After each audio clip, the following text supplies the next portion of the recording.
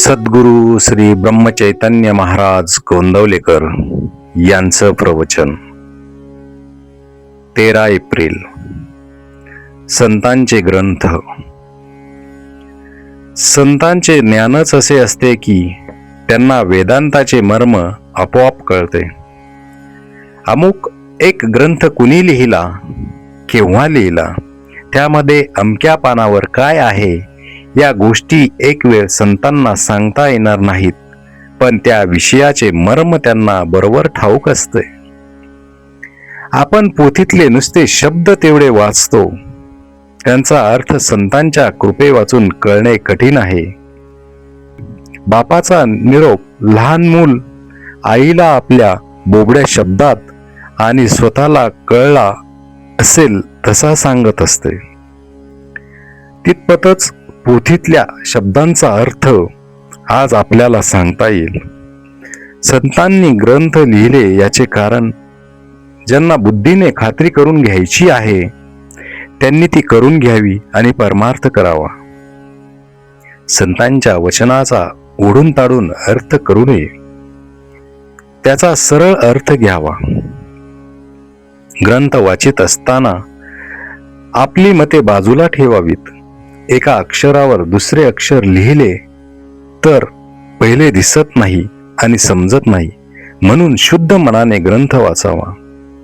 आपल्या वडिलांचे पत्र जर आपल्याला आले तर आपण त्यातले अक्षर अनक्षर वाचतो.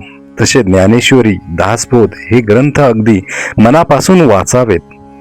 पुष्कळ लोक जे पोथी ऐकायला जातात ते लोकांनी बरे म्हणावे यासाठी, किंवा करमत नाही यासाठी, किंवा इतर उद्योग नाही म्हणून जातात. असे करणे योग्य नाही. खरे म्हणजे संतांचे ग्रंथ वाचून स्वतःला काय करायला पाहिजे ते शोधून काढून तेवढे करणारे लोक थोडेच असतात. ते ग्रंथ वाचून त्याचा अर्थ नीट समजणारे लोक त्यापेक्षा जास्त असतात. मोठ्या संताचा ग्रंथ आहे म्हणून नुसता वाचणारे लोक त्याहून जास्त असतात, आणि त्याही पेक्षा ते ग्रंथ मुळीच न वाचणारे लोक फारच जास्त असतात. जगाच्या प्रवाहाच्या उलट जायला संतांजवळ शिकायचे असते. संतांना व्यवहारापुरतीच देहाची स्मृती असते. ते देहाला सावलीप्रमाणे मानतात. सावलीला दुःख झाले म्हणणे केव्हाही अयोग्यच.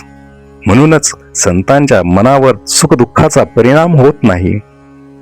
संतांकडे लोक कितीतरी कष्ट करतात आणि ते लोक यांच्या नात्या गोत्याचेही नसतात.